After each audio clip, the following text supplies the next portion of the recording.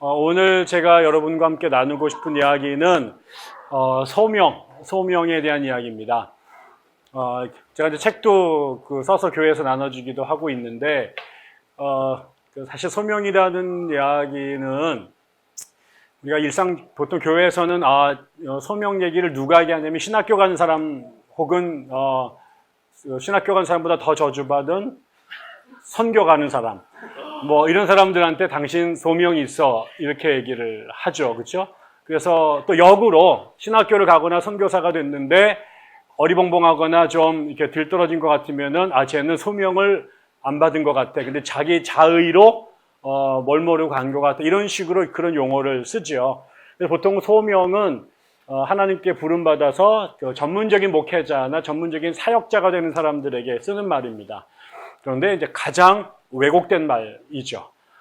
소명은 성경에서 한 번도 물론 나중에 독일 말이나 영어 말에서 그 소명이란 말이 쓰는 그런 표현이 직업이라고 하는 말과 이제 연동되기도 하지만 사실은 우리가 계속해서 공부한 것처럼 예수님께서 당신의 제자들을 부르시죠.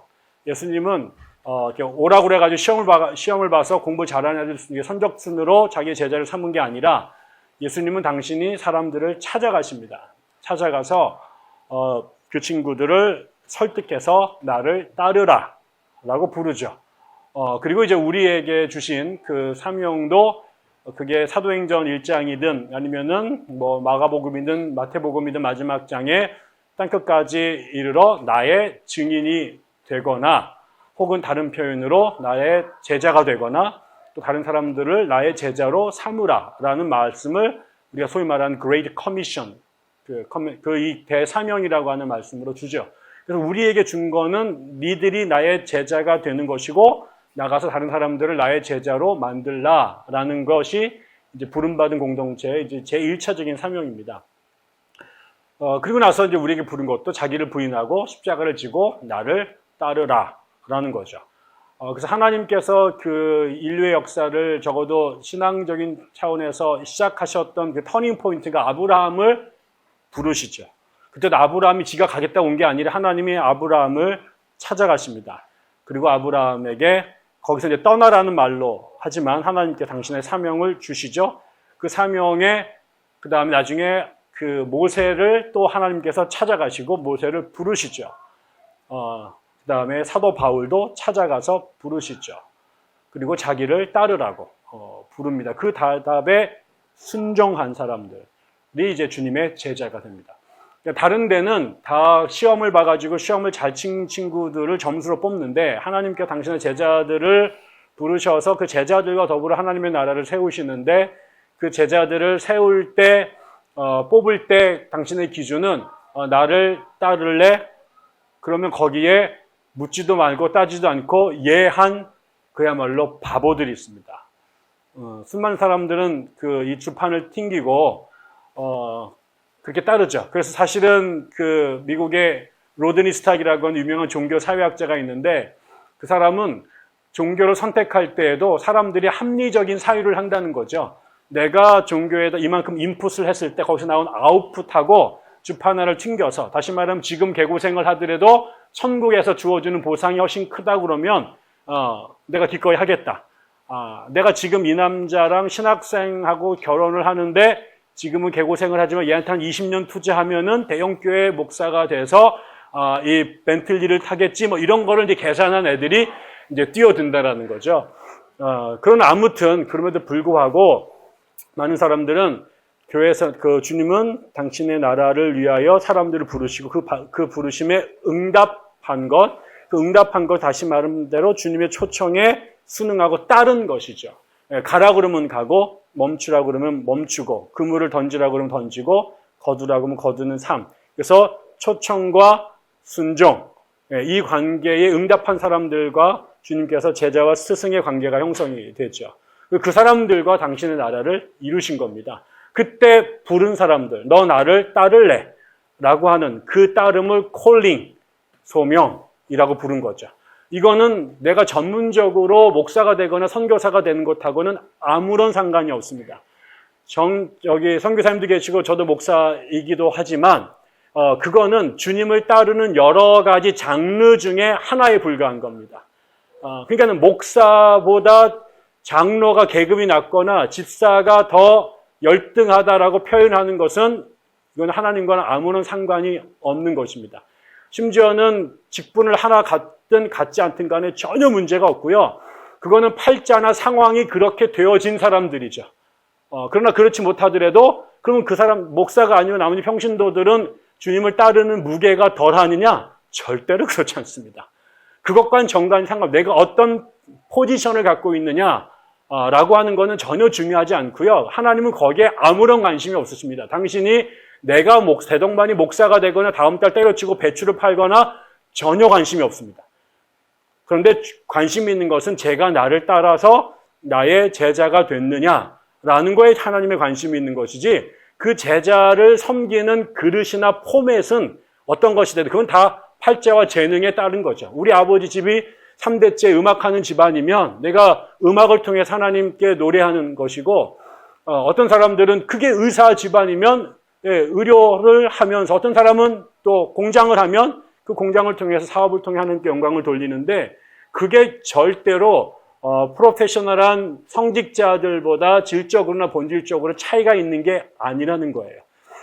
그래서 그 예전에는 이게 잘못됐기 때문에 법대 엄청나게 공부 그렇게 잘해가지고 서울법대 다니는 아이가 갑자기 성서한국에 갔다가 은혜 받고 학교를 때려치고 아프리카 선교사로 가는 거예요. 이걸 소명받았다고 말하는 거예요. 그 아이를 선교사로 보낸 그 목사 나쁜 놈이에요. 이 아이는 서울법대를 나와야죠. 사법고시를 봐야죠. 그래서 김현장에 들어가야죠. 그 김현장을 바꿔야죠. 거기는 제가 못 들어가요. 서울법대를 누가 들어가겠어요, 함부로. 근데 김현장을 제가 돈 쓴다고 봐주겠어요? 못 들어가요. 그건 그 아이에게 주신 하나님의 특별한 부름이에요. 근데 그 아이를 왜 선교사로 보내냐고. 네, 김현장으로 선교사를 보내는 거죠.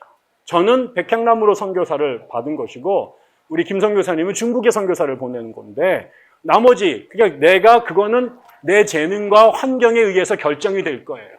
근데 그 사람들 예전에는 그 소명을 목사가 되는 것을 전부 다 이렇게 일어나시킨 거예요. 그게 수많은 자기의 영역에서 펄펄 날아다닐 하나님의 일꾼들을 바보로 만든 경우들이 너무나 많아요.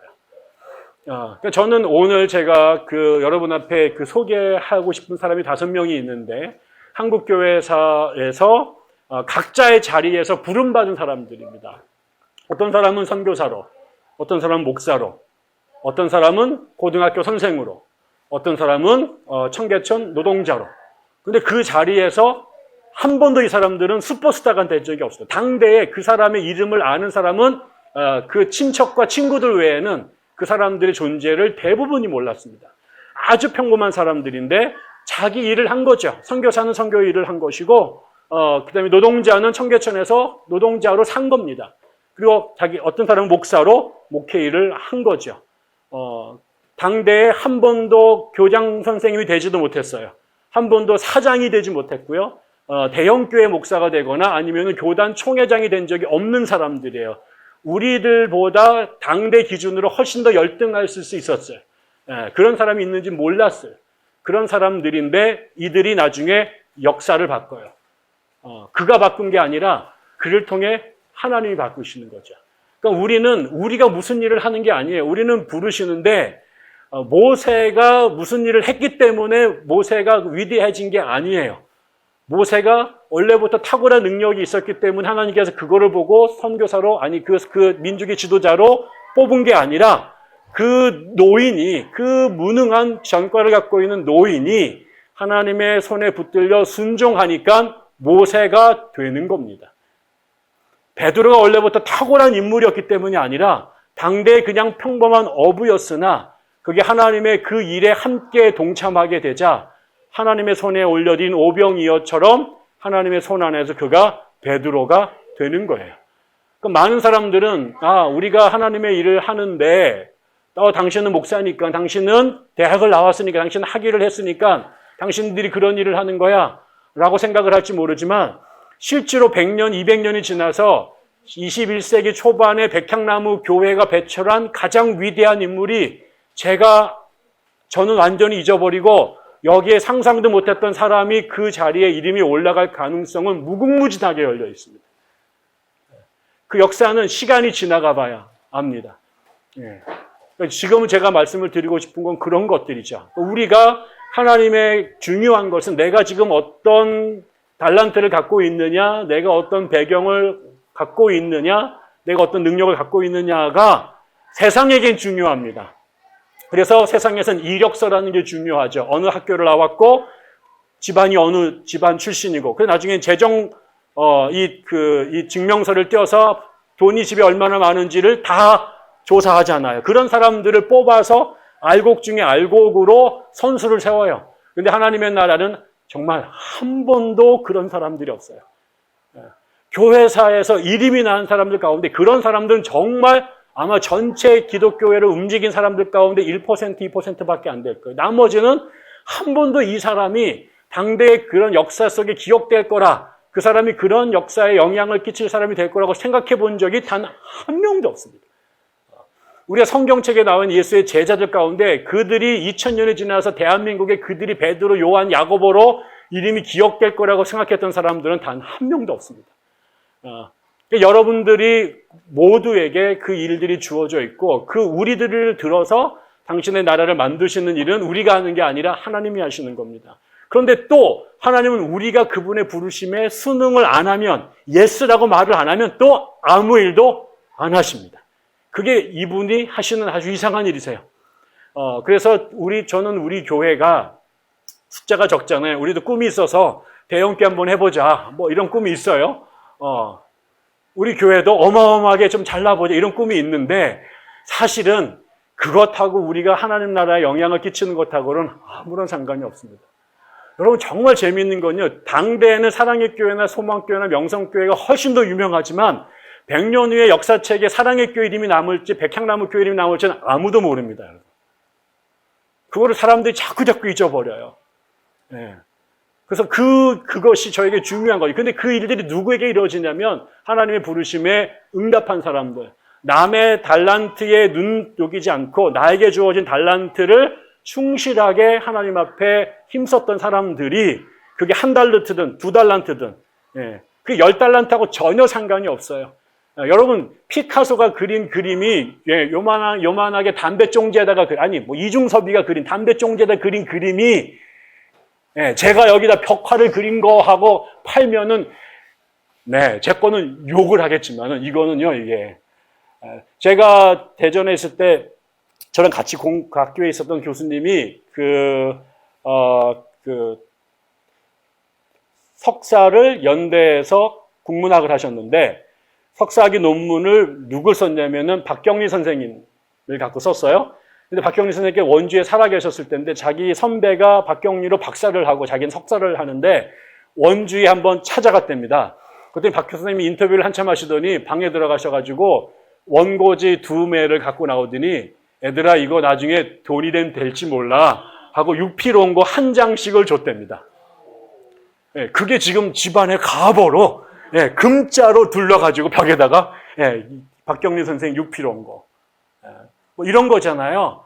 그게 사이즈하고 전혀 중요하지 않아요. 누구 거가 중요하냐, 되게 중요하죠.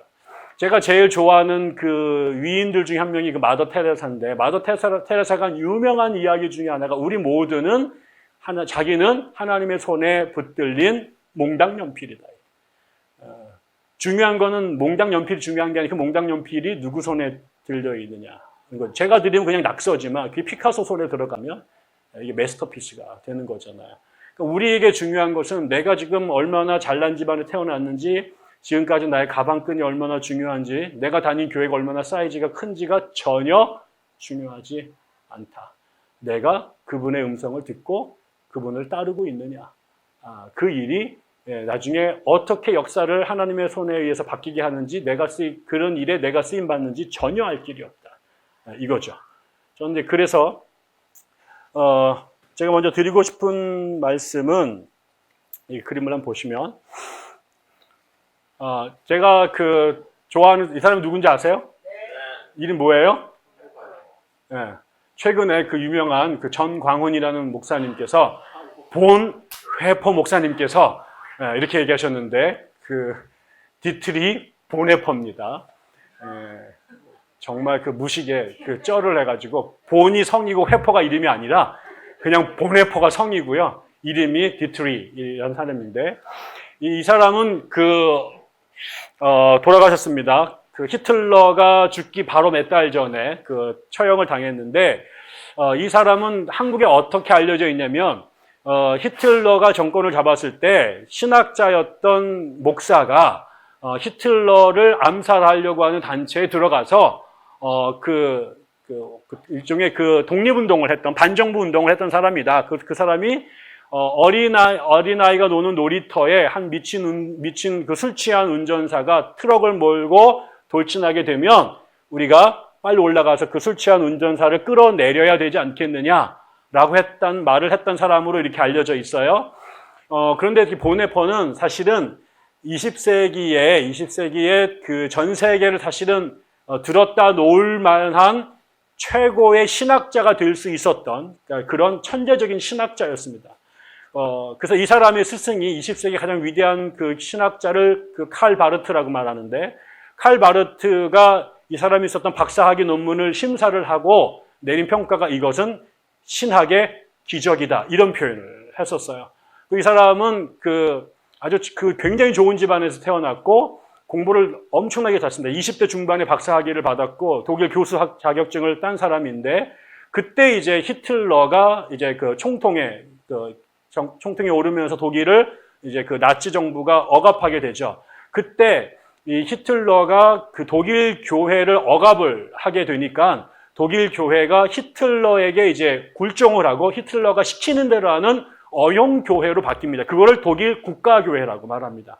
그 독일 목사들의 거의 90%가 이 국가교회에 들어가서 이제 시키는 대로 다 하는 어용 목사가 됐는데 그것에 저항을 했던 사람들끼리 따로 교회를 만든 그게 이제 독일 고백교회입니다.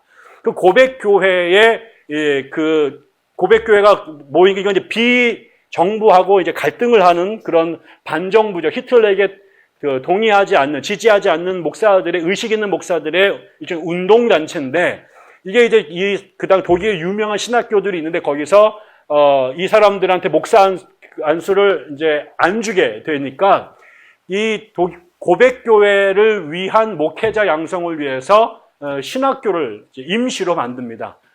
지금 기독연구원 느헤미야와 같은 그런 학교죠. 정부 인가를 안 받은 핑켄발데라고 하는 동네에서 이 비인가 신학교를 운영을 하죠. 그 신학교의 교장으로 가서 학교 건물도 없는데 이 집을 빌려가지고 이 도망 다니면서 신학교를 운영을 합니다. 짧은 생을 살다가 죽어요. 그런데 이제 나중에 이 사람이 그 기간 동안에 여러의 책들을 쓰게 되고 특별히 그 중에 이제 사람이 썼던 책 중에 아주 중요한 책이 다 넘기면 이 나를 따르라라고 하는 책입니다. 이 사람이 그 짧은 시간에 그 열악한 환경에서 어마어마하게 많은 글들을 썼는데 그 글들 중에 한 권 한 권이 전부 다 교회사에 정말 어마어마한 영향력을 끼치는 책들이 되고요. 특별히 이 책은 책 제목이 우리나라 말로는 나를 따르라라고 번역이 됐는데 원 이름이 영어로 번역하면 The Cost of Discipleship 이렇게 돼요. 그러니까 제자됨의 대가라는 거죠. 그래서 이 책은 제가 개인적으로는 성경을 제외하고 인간이 쓴 책 가운데 가장 위대한 책이라고 저는 믿는 책이에요. 이 책은 한 줄도 그냥 읽을 수가 없습니다. 문장 하나하나가 저는 정말 성경적 권위를 갖고 읽을 만큼 무게 있는 글이라고 생각이 들어요. 그 글들인데 이 사람이 기존 교회를 비판을 하면서 기존 교회가 예수님의 은혜를 싸구려로 만들어 버렸다라고 비판을 해요. 예수님이 우리를 구원하기 위해서 치르신 대가가 그야말로 하나님이 당신의 아들을 독생자를 희생하면서 그 얘기는 제가 여러 번 말씀을 드렸지만 사람이 무슨 물건을 살 때 그 물건의 가치가 이 물건을 얻기 위해서 치른 대가 그거에 비례해서 가치가 올라가는 거잖아요. 루이비통 하나를 사기 위해서 몇백만 원을 들이지만 이 짝퉁을 남대문에 사면은 10만 원만 줘도 아까운 거잖아요. 그래서 내가 얼마를 많이 투자했느냐 이걸 기회비용이라고 그러죠. 경제학 용어로. 그 기회비용에 따라서 물건의 가치가 올라가는 거죠. 근데 사람이 무언가를 얻기 위해서 대가를 치른다라고 상상을 해볼 때 무엇을 드려야 이거보다 더 귀한 것을 드릴 수 없다라고 말할 수 있을까? 우리가 사랑의 교회를 짓는데 3천억 정도 드렸답니다. 여러분, 내가 여러분 3천억 줄 테니까 여러분 자식 새끼 나한테 파시오. 그러면은 물론 가끔 미친놈들은 팔겠죠. 3천억에. 그러나 제정신인 사람이면 3천억을 주든 아니면 3조 원을 주든 그것과 자기 자식을 파는 사람은 없어요. 그거로 비용할 수 없는 거죠.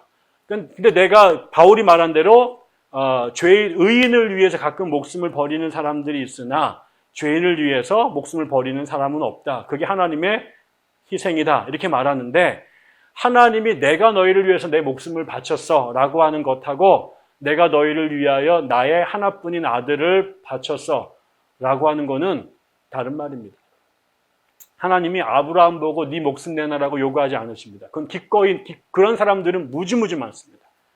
그러나 네 자식 새끼 나한테 줘 라고 하는 요구는 다른 요구입니다. 적어도 사람이 무언가를 얻기 위해서 대가를 치를 때 인간의 문학적 상상력의 가장 극단은 자기의 자식을 대가로 내놓는 겁니다. 그래서 예수가 독생자로 온 거예요. 괜히 그냥 오는 게 아니라. 그렇게 본다면 하나님은 우리를 구원하기 위해 당신이 치를 수 있는 가장 극단적인 대가를 치르셨는데 그 은혜를 입은 사람들은 그 받은 은혜를 개떡같이 여기고 산다라는 거죠. 그래서 그 비싼 은혜를 값싼 싸구려 은혜로 전락시켜버렸다. 그거는 결국 뭐냐면 그렇게 그 은혜로 받은 생명을 누리고 사는 그리스도인들의 삶이 정말 쓰레기 같다라는 거죠. 여러분이 1억을 주고 벤틀리를 사가지고 차 앞에다 갖다 놓으면 여러분 집 앞에 갖다 놓으면 거기에 먼지 하나 안 묻게 하려고 매일 손으로 닦고 난리를 칠 겁니다. 여러분이 청약적심에서 처음으로 주택을 얻게 살게 되면 하루 수십 번 방바닥을 딸고 쓸고 난리를 칠 것입니다. 귀하게 생각하기 때문이죠. 근데 우리가 그리스도의 희생을 대가로 얻은 우리의 삶을 어떻게 다루고 있느냐로 보면 정말 우리가 정말 그 막대 먹은 그 3,000원짜리 막그릇 쓰듯이 우리의 삶을 하나님께 그렇게 쓰고 있다는 거죠. 그래서 주님이 우리에게 주신 은혜가 가장 극단적으로 값비싼 은혜임에 비해서 그 은혜를 사용하고 처리하는 우리들의 모습은 그 은혜를 극단적으로 싸구려 취급하고 있다라는 이제 그 욕을 여기서 내내합니다. 그리고 그러기 때문에 우리가 그 주님의 주신 은혜를 존귀한 은혜로 살아가려면 그걸 값어치 있게 살려면 결국 우리의 삶이 어떠한 삶이 되어야 되느냐? 그거 제자의 삶을 살아야 된다는 거죠. 주님이 가신 그 길을 우리가 그대로 주님이 당신의 생명을 우리에게 주셨는데 그분이 살아가신 삶을 그대로 따라가는 것이 그분의 생명을 우리에게 주신 것에 대한 우리의 마땅한 반응이라고 보는 겁니다. 그 얘기를 이 사람이 하고 있죠. 그래서 결국은 제자도라고 하는 것은 한 번쯤 해보실래요? 라고 하는 부탁이나 옵션이 아니라는 거예요. 제자도는 모든 그리스도인에게 주어진 창조, 구속, 명령이다. 여기에 대해서 할 수도 있고 안 할 수도 있고 형편이 되면 하고 내년쯤 해보고 이런 거 없다라는 거죠. 적어도 내가 문을 열고 예배당에 들어서서 십자가를 바라보고 당신을 내가 믿겠습니다라고 말하는 순간 우리의 삶은 존재론적으로 근본적인 변화가 이루어지는 그건 우리가 그냥 죄인에서 의인으로 올라가는 정도의 삶이 아니라 루터는 거기까지 얘기했지만 이 사람은 그건 기본이고 우리가 죄인에서 제자의 삶으로 따라가는 것이다. 그 제자의 삶은 다른 말로 십자가를 지는 삶이다.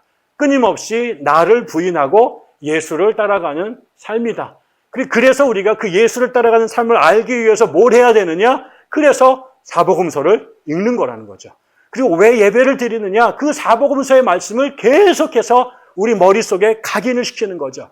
선포된 말씀을 통해서 쓰여진 말씀을 통해서 진짜 성육하신 예수 그리스도를 계속 우리의 의식 속에 집어넣고 그분의 영향 속에서 우리의 삶을 재구성하기 위해서 예배를 드리고 성경을 읽는 것. 그건 결과적으로 뭐냐? 우리가 예수쟁이가 되기 위한 것. 우리가 크리스천이라고 말하는 것은 예수를 닮기 원하는 것. 제자의 꿈은 뭐예요? 스승을 닮는 거예요. 그 나중에는 스승을 넘어서는 거죠. 스승이 가시고 난 다음에 그분이 하셨던 역사를 대물림해서 이어가는 게 제자의 동거죠. 제자의 사명은, 제자의 자존심은, 제자의 가장 큰 칭찬은 뭐예요? 야, 네 스승 많이 닮았다. 아니, 더 나가서, 야, 네가 네 스승보다 낫다. 이게 이제 모든 제자의 로망인 거죠. 청출어람이라는 말이 그런 말이잖아요. 그런 이걸 전제로 이런 삶을 실제로 살아간 사람이 있어요. 많은 사람들이 그거 어떻게 살아갑니까? 라고 말하지만요, 여러분 가능합니다. 우리가 100% 예수랑 똑같은 삶을 살아갈 수 없지만 그것과 본질이 방향이 같은 삶은 얼마든지 가능합니다. 제가 늘 하는 얘기지만 태평양이 동해 앞바다에 있어요. 강릉 앞바다에 가면 그게 태평양이잖아요. 여러분 그 태평양을 여러분의 컵에다가 물을 담가 보세요. 여러분의 컵에 들어있는 물하고 지금 강릉 앞바다에 있는 태평양하고 같은 물이에요. 양은 달라요. 하나님과 우리의 차이는 그런 거예요. 우리가 그분의 형상을 입어서 우리가 창조됐어요. 그리고 그분의 영이 우리 안에 계시대요. 본질은 하나예요. 그러나 그분의 양을 우리가 따라갈 수 없어. 그분의 파워를 따라갈 수 없어. 그러나 성분을 조사하면 같은 거예요. 그래서 우리 안에 마치 여러분들의 자식을 보면 닮았잖아요. 그걸 DNA라고 그러잖아요. 그걸 가능하게 하는 게 적어도 하나님으로부터 우리가 났기 때문에 우리도 하나님과 DNA가 같을 수밖에 없어요. 우리가 악마로부터 태어난 게 아니거든요. 결국 우리 안에 그 본질은 같아요. 그거를 붙잡고 씨름하느냐에 따른 거지. 결국은. 그러면 그 사람들을 한번 보겠습니다. 제가 제일 먼저 소개하고 싶은 사람은 이 서서평이라는 사람입니다. 이름은 원래 엘리자베스 쉐핑이라고 하는 여자예요. 근데 이 사람은 원래 독일계 여자로 독일에서 태어났습니다. 근데 엄마가 아버지가 돌아가셨나? 그리고 나자 돈을 벌기 위해서 미국으로 이민을 가십니다. 근데 이제 쉐핑이 10대 소녀가 됐을 때 엄마를 찾아서 할머니랑 살고 있었는데 혼자 엄마 찾아 산말리를 해서 이 대서양을 건너서 미국으로 옵니다. 근데 엄마를 찾죠. 그리고 이제 엄마가 가톨릭 신자였는데 이 사람이 학교를 이제 미션 스쿨을 다니면서 기독교인이 돼요. 그리고 그 당시에 이 사람이 1882년인가 4년 그쯤 태어났는데 이 사람이 이제 그 당시에 이제 떠오르는 그 신여성의 직업이 뭐였냐면 간호사였습니다. 그 당시에 여성들이 할 수 있는 직업이 별로 없어서 대학도 거의 다 안 받아줬기 때문에 여자들이 제일 많이 한 거는 주일학교 교사가 되면 상당히 큰 거고요. 교회에서 제일 올라가는 것은 목사 사모가 되는 게 제일 컸습니다. 그럼에도 불구하고 여자들이 할 수 있는 직업이 없었습니다. 그래서 그 당시에 이제 여자들이 국내에서는 사모가 되거나 주일학교 반사가 되는 것 외에는 이 일을 할 수 있는 미니스트리 할 수 있는 방법 자체가 없었기 때문에 그때 해외 선교가 열리면서 엄청나게 많은 여성들이 선교사로 갑니다. 거기에서는 리더십을 마음껏 발휘할 수 있었기 때문에 그렇죠. 우리나라에 왔던 그 스크랜튼 대부인 메리 스크랜턴이라고 하는 여자가 50이 넘어서 우리나라에 와서 이화학당을 세우죠. 그다음에 배화학당을 세웠던 여인, 전부 다 여자 선교사들이죠. 이런 사람들이 이제 그래서 이 사람은 그 당시 이제 신여성이 되는 아주 중요한 것 중에 하나가 이제 간호학을 공부해서 간호사가 되는 거라 이제 간호대학에 들어갑니다. 그리고 간호학을 공부하고 나서 뉴욕에 있는 병원에 이제 그 취업이 됐는데 그 병원 근처에 뉴욕 신학교가 있었습니다. 거기 야간으로 공부를 하는데 신학까지 같이 공부를 하게 되죠. 결혼을 안 하고 31살이 됐을 때 학교에 그 미국 남장로교에서 조선 선교사를 모집한다는 광고가 뜹니다. 그게 이제 우리나라 1890년도 정도에 이제 남장로교회가 우리나라에 와요. 원래 제일 처음에 우리나라에 1894년에 그다음에 95년도에 언더우드하고 아펜젤러 선교사가 왔는데 언더우드는 북장로교 선교사였고 그다음에 아펜젤러는 북감리교였어요. 그 당시에는 노예제도 문제 때문에 미국의 교회가 북교회, 남교회로 다 갈라졌습니다. 북장로교, 남장로교, 북침례, 남침례, 북감리, 남감리. 그래서 이 사람들 선교사도 다 따로 보냈습니다. 교단이 분열됐기 때문에. 그때 이제 나중에 이 남장로교 사람들이 우리나라에 왔는데 그 중에 한 사람이 우월순이라고 하는 한국말로 이 사람이 광주에 와요. 광주에 와서 그 당시 우리나라에 제일 심각한 병이 두 가지가 있었는데 하나는 나병, 하나가 폐결핵이었습니다. 이게 걸리면 다 죽었어요. 그래서 이제 그때 광주에서 최초로 이제 이런 그 폐결핵 환자들, 그 다음에 나 환자들을 위한 병원을 이 우월순 선교사가 만들어요. 근데 그러고 나서 이제 병원이 커지니까 광주 사람들이 이 문둥병자들을 동네에 돌려다닌다고 욕을 해서 그 윌슨 선교사가 그 나병 환자들을 데리고 여수로 갑니다. 그게 애양원입니다. 근데 이제 이 사람 혼자 거기 나병 환자를 다스리기엔 너무 그 환자가 많은 거예요. 그래서 이 사람이 너무너무 고생을 합니다. 그 당시 우리나라에 미국에서 엄청나게 많은 선교사들이 왔는데 그 당시 기록에 의하면 해외에 나갔던 미국 선교사 가운데 가장 많은 희생자가 조선에서 나옵니다. 제일 많은 사람들이 여기서 풍토병으로 죽거나 사고를 당해 죽거나 애들이 태어나면 4명 중 5명 남은 3명의 아이들이 1년 안에 다 풍토병으로 죽었습니다. 그래서 이제 만성적으로 선교사 정원의 3분의 2 이상이 찬 적이 없대죠. 그러니까 결국 뭐겠어요? 나머지 사람들이 그 일을 다 해야 되니까 그게 다시 피곤과 과로가 누적이 돼서 계속 악순환이 됐던 겁니다. 그러니까 우월순이 죽게 생긴 거죠. 너무 힘들어서. 그래서 SOS를 취한 거예요. 그래서 의료 선교사를 광주를 보내달라. 그걸 보고 이 서서평이 자기가 자원을 해서 노처녀에 31살에 결혼 안 하고 조선으로 올라오죠. 그래서 광주에 그 당시에 재중원이라고 하던 그 나환자 병원에 있고 나중에 군산에 구함예술병원이라고 했어요. 거기, 그 다음에 연대 세브란스 이 세 군데에서 간호사 생활을 20년을 합니다. 근데 이 사람이 우리나라에 왔는데 성질이 어마어마하된 거죠, 이 여자가. 노처녀에, 그래서 50대 초반에 죽었는데 그 성질이 그지 갖고 막 난리를 쳐가지고 사람들이 승질 좀 죽여. 그래서 한국 이름을 서평, 천천할 서, 평할 평자 써가지고 승질 좀 죽여 이래가지고 서평이라고 졌다는 거죠. 근데 이 자매가 한국에 왔는데 한국에 아무것도 없는 거예요. 자기가 병원에 왔는데 몇 가지 문제가 있죠. 이 사람이 너무나 병자들이 많은데 의료진들이 너무 없는 거죠. 의사는 조선에 서울에 가지 한국 사람들 거의 나오지 않았던 시절이고 미국에서 온 의료 선교사들만이 이걸 하는데 전국을 감당하기가 어렵잖아요. 그 선교사들이 그 선교 그 요새를 건설을 하면 예를 들어서 대전이나 아니면은 전주나 그다음에 목포에 선교 센터를 형성을 하면 3가지를 합니다. 하나는 학교, 두 번째로는 병원. 이게 반드시 2개를 같이 짓고요. 그다음에 선교사 사택, 그다음에 교회를 짓습니다. 그래서 여러분들이 그 모든 지방에 가면 이 선교사들이 예전에 처음 선교 개척한 곳에 가면 거기에는 반드시 학교, 기독교 학교가 있고 병원이 있죠. 만약에 대구 같은 경우도 지금 계명대학교가 있는 곳에 거기에 병원이 있고 거기에 의과대학이 있잖아요.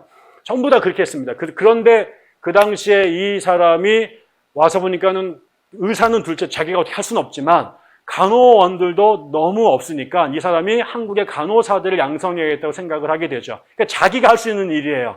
그러니까 자기가 간호사였잖아요. 그래서 한국에 왔는데 간호사들이 없어. 근데 간호사를 교육하려고 그러는데 교과서가 하나도 없어요. 이 사람이 한국말을 엄청나게 빠른 속도로 배워서 미국에 있는 간호학 교과서들을 전부 다 한국말로 번역을 합니다. 그리고 여기서 간호사들을 자기가 가는 병원에서마다 한국의 여성들을 불러다가 간호사들을 양성을 하기 시작을 하게 되죠. 그리고 나서 이 간호사들을 모아서 지금 한국 간호학회를 설립을 하죠. 근데 그 당시가 식민지였잖아요. 근데 이 사람이 한국 사람들이 이제 이 어려움을 아니까 조선 간호학회를 세계 간호학회에 등록을 시키려고 하는데 이게 일국 회원제를 하니까 조선의 일본 애들이 자기네가 들어갔으니까 조선 애들을 가입을 안 시켜요. 그런데도 매년 총회마다 조선 간호사들을 데리고 총회 가서 조선 간호학회 등록해달라라고 하죠. 결국은 해방 때까지 등록을 못합니다. 근데 그 운동을 매일 했어요. 그 다음에 이 사람이 그 간호학을 한 것뿐만 아니라 이제 그 광주에서 이제 목회를 그 학교 병원에 있으면서 광주에 첫 번째 교회가 세워지는데 선교사비가 오잖아요. 그 후원비가 온다고요. 여러분 그 당시에 우리나라랑 미국하고 이 환율이나 경제 차이가 상상할 수 없었기 때문에 대부분 선교사들은 어떻게 사냐면 전부 다 아까 말한 것처럼 선교사들이 사는 곳에 2층 양옥집을 짓습니다. 우리나라가 그 정말 다 퍼세식의 그 빈대가 벌벌벌 거리는 그런 토담 집에 살 때 서양 선교사들은 이미 그 당시에 스팀이 나오는 2층 양옥집에 살았습니다. 그게 외국에서 들어오는 그 선교비로 그게 충분히 가능한 삶이었고요. 언더우드 같은 경우는 그 형이 존 언더우드라고요. 지금 빌 게이츠 같은 사람이었습니다. 그 당시 전 세계에서 그 타이프라이터를 치던 시절에 타자기. 전 세계에서 가장 유명한 타자기가 언더우드 타자기였는데, 예, 그게 이 호레스 언더우드 집안의 거고 자기는 형이 그 회장이었습니다. 예, 그 형이 돈 줘가지고 세운 학교가 연세대학교입니다. 그 설립 자금의 절대 다수가 형이 된 거고, 그러니까 언더우드는요, 우리나라에서 상상을 초월할 정도로 럭셔리하게 살았습니다. 그런데 이 여자는 자기한테 들어온 그 선교비를 자기가 안 써요. 그 중에 절반을 떼서 자기가 다니던 교회에 목사님 사례비를 이 여자가 됩니다. 한국 사람이 있는데 교회가 어려우니까 목사 사례비를 못 주잖아요. 교회 운영비 쓰라고 자기 사례비 절반을 갖다 줘요. 그 다음에 나머지 갖고 이제 사람들을 이제 하는데, 광주에 갔더니 또 더 기가 막힌 게 아까처럼 관원이 없는데 여자는 거의 짐승 수준이에요. 여러분, 선교사들이 우리나라와 산 일 중에 제일 중요한 게 뭐 중에 하나가 뭐였냐면 여자들한테 이름을 져주는 거였습니다. 선교 보고를 해야 되는데 한국에 여자들 이름이 하나도 없는 거예요. 그래서 여러분, 그 지역마다 가면요, 나중에 이름을 다 져주는데 다 이름이 다 똑같아. 김마리아, 이마리아, 서마리아, 다마리아 하고요. 네, 어디에 가면 전부 다 에스더. 네, 전부 다. 네, 이게 우리나라에서 첫 번째로 여자들의 이름을 교회 선교사들이 세례를 주기 위해서 줍니다. 근데 그런 일들을 하는데 이름도 그뿐만 아니라 두들겨 맞죠, 무식하죠, 허드렛 일 다 하죠. 그래서 이 여자들을 교육시켜야겠다 생각이 듭니다. 그래서 이일 여학원이라고 하는 걸 세웁니다. 자기 돈으로 학교를 자기 집에서 시작을 합니다. 여기에 자기 돈을 다 쏟죠. 그래서 그 광주에 있는 여자들을 데려다가 글을 가리키고 신학을 가리켜서 전도부인으로 삼는 거예요. 우리 여자 전도사로 세우는 거죠. 광주의 여성 지도자들이 이 이일 여학원에서 나오게 되고요. 그 이일 여학원이 후에 전주에 있는 한예정 신학교랑 여학교랑 합쳐져서 그게 한일 장로의 신학대학교가 된 겁니다. 한일 장신대가. 그거를 이제 이 서서평이 시작을 하죠. 그리고 나서 나머지 돈으로 자기 집을 사람들이 찾아오는데 어마어마한 사람이 찾아오죠. 아까 말한 건 그 당시에 동네 사람들 전부 다가 나병 환자, 아니면 폐병 말기 환자들이잖아요. 그래서 그 당시에 수많은 사람들이 그게 죽고 없어지니까, 그러면 그런 사람들의 애들을, 이 여자가 평생 결혼을 안 했는데 11명의 아이들을 입양을 합니다. 자기 호적에 11명 아이를 둬요. 그런데 그 중에 한 아이는 나병 환자의 자식이었습니다. 그래서 걔를 자기의 자식으로 두죠. 그리고 나서 저녁마다 그 광주에 가면 양림동이라고 있는데, 그 양림동에 그 개천이 있고요. 다리가 있습니다. 거기가 그 광주의 모든 거지와 이 폐병 환자와 문둥병자들이 집성하는 곳입니다. 여기에 밤마다 애들을 보냅니다. 그래서 거기에 있는 이 굶어 죽거나 얼어 죽는 아이들을 밤마다 신방을 해서 자기의 거기 나머지 돈을 다 꽂아붓죠. 제일 유명한 이야기 중에 하나가, 이 사람이 나중에 죽을 때 그 집이 나오는, 동아일보에 기사가 났어요. 동아일보에. 집이 사람이 들어갈 수가 없어요. 언제 무너질지 모르는, 사람이 살 수 없는 개운막 같은 곳에 선교사가 살아요. 대한민국에 왔던 선교사 가운데 전무후무한 그런 집에 산 사람이 한 명도 없습니다. 근데 그 돈을, 고칠 수 있는 돈을 전부 다 여기다가 쓴 거죠. 그러고 나니까 이제 이 사람이 이런 일들이 돈이 끊임없이 들어가는데 선교비가 갖고는 충당이 안 되잖아요. 그래서 계속 돈을 꾸러 다닙니다. 사람들한테. 그리고 자기는 굶습니다. 그래서 그 꾼 돈으로 이제 그 아까처럼 거지들 갖다 주고 여자아이들 등록금을 대는 거예요. 나중에 선교사들이 이해를 못 하는 거예요. 동료 선교사들이. 왜 그럼 이 여자가 국내에서 분명히 선교비가 오는데 맨날 돈을 꾸러 다녀. 그게 돈을 해프게 쓴다라고 욕을 하는 거죠. 어울려 다니는 사람들이 전부 다 그지, 창녀, 그 다음에 그 광주의 깡패, 이런 애들, 문둥병자, 이런 애들만 어울려 다녀요. 선교사의 품위를 떨어뜨린다고 동료 선교사들이 남장로교 선교부에다가 이 여자 송하나라고 하는 편지를 보냅니다. 나중에 이 사람이 죽었는데 20년 하고 죽어요. 죽었을 때의 죽은 사망 원인이 영양실조였습니다. 그리고 나서 죽었는데 전 재산이 보리 2홉, 그 다음에 동전 하나, 그 다음에 그 담요가 하나, 그 담요도 아까 그 문둥병자들한테 밤에 가가지고 띄워주느라고 반을 찢어가지고 이 반토막 남은 요거 하나, 그리고 나서 자기의 시신도 의과대학의 병원에다가 해부용으로 기증을 했습니다. 이 사람이 죽어요. 죽고 나서 이제 그 남장로교에서 이제 대충 이제 선교사들 장례를 치르려고 하는데, 광주에서 데모가 일어납니다. 광주에 있는 모든 나병 환자, 창녀, 깡패, 거지들이 수천 명이 이 교회 앞으로 와서 니들이 뭔데 우리 어머니 장례를 니네 맘대로 모시느냐. 그래서 그 광주에서 최초로 사회장으로 이분을 모십니다. 저는 사실은 제가 이 서서평을 이게 처음 이야기를 하는 이유가 제가 존경하는 우리나라 목사님 중에 임낙경 목사가 있어요. 이 임낙경 목사가 교회를 저기 그 화천에서 시골 교회라는 곳에 담임 목사예요. 교회 이름이 시골 교회입니다. 교단도 없어요. 그런데 이분이 20명의 중증 장애인들과 시골에서 같이 공동체 생활을 하면서 사시는 분입니다. 근데 이 선생님이 쓰신 우리나라 그 한국의 영성가들이라는 책이 있는데 거기에서 뭐라고 말하면 자기가 평생 수백 명의 선교사들을 만났다는 거죠. 딱 두 종류의 선교사가 있다는 거예요. 하나는 예수를 팔아서 먹고 사는 선교사들이 있고, 십자가를 팔아서 먹고 사는 선교사들이 있고, 예수 따라 십자가를 지고 살아가는 선교사들이 있다는 거죠. 자기가 봤을 때 전무후무한 십자가를 지고 예수를 따랐던 선교사가 딱 한 명이 있다. 그분이 서서평 선교사다. 이렇게 써요. 근데 저는 제가 전공을 미국 교회사를 했고 부전공으로 한국 교회사를 합니다. 제가 니에미에서도 한국 교회사 가르치고 서울대에서도 한국 교회사를 가르치고 예찬이도 내한테 한국 교회사를 배웠는데 제가 한국 교회사를 15년 이상 가르치고 논문도 여러 편을 썼어요. 근데 제가 수년 전에 한일장신대 갔어요. 그 종교개혁 500주년 특강을 하러 한일장신대 그 MDB 학생회가 저를 불러서 공개 강의를 하러 갔는데 저의 선배가 저랑 예일에서 같이 공부한 선배가 한일장신대 교수였어요. 그 사람이 저한테 와가지고 서서평 자랑을 막 하는 거예요. 제가 몰랐습니다. 제가 언더우드도 알고 아펜젤러도 알고 내가 꽤 많은 선교사들의 글을 읽었는데 서서평을 몰랐어요. 그게 그 사람한테는 내가 그 쪽팔려가지고 모른다는 얘기를 못하고 엄청나게 또 아는 척을 하고 돌아와서 이제 서서평을 뒤지기 시작한 거예요. 사방에 서서평이 있더라고요. 전기가 2편이나 나와 있습니다.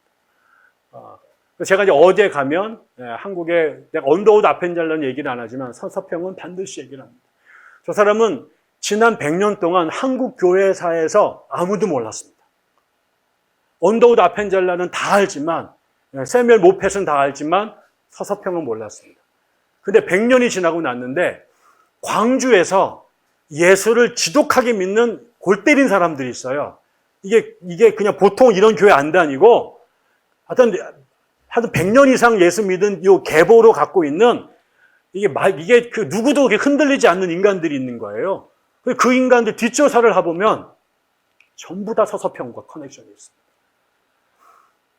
이 사람은 한 번도 유명한 사람도 아니고 결혼도 못했고 당대 사람들한테 무시당하고 멸시당하고 여자였고 그리고 폐병으로 그 온갖 병을 종합병원으로 알고 살다가 그렇게 밥도 못 먹어가지고 죽은 여자인데 100년이 지나고 났는데 언더우드 아펜젤러 물론 대단한 선교사죠. 배제학당 만들고 연세대학교 만들고 경신학교 만들고 굉장한 사람들이죠. 그런데 저는 택도 없습니다. 저한테. 저는 걔네들 다 똘똘마리로 다 한 것보다 서서평 한 사람만큼 못 살았죠. 자기들 그렇게 호화롭게 좋은 그 당시에 자동차 굴리고 그 럭셔리한 집에서 살아갈 때 우리나라에서 한국의 조선의 가장 낮은 사람들과 같이 살아갔던 사람은 저는 서서평 선교사가 전무후무하다고 생각하죠. 저는 우리 안에도 그럴 수 있다고 보는 겁니다. 이 사람 공부 많이 한 사람 아닙니다. 박사학위 없습니다. 대형교회 담임 목사 한 번도 한 적이 없습니다. 당대 알아주지도 않았습니다. 그러나 자기가 주어진 내가 간호사라고 하는 직분으로 선교지에 와서 간호사를 가리키고 자기가 다니는 교회 담임 목사님 열심히 섬기고 자기네 동네에 있는 가난한 사람들 자기 돈 안에서 자기 주머니 찢어가지고 먹여 살리다가 그렇게 살다가 간 거죠. 그랬는데 그 뿌린 씨앗이 100년이 지나서 한국교회 사방팔방에서 서서평을 기억하고 그 사람 때문에 인생이 바뀌고 예수 믿었던 사람들이 수천 명, 수만 명이 광주 지역, 전남 지역에서 생겨나게 된 거죠.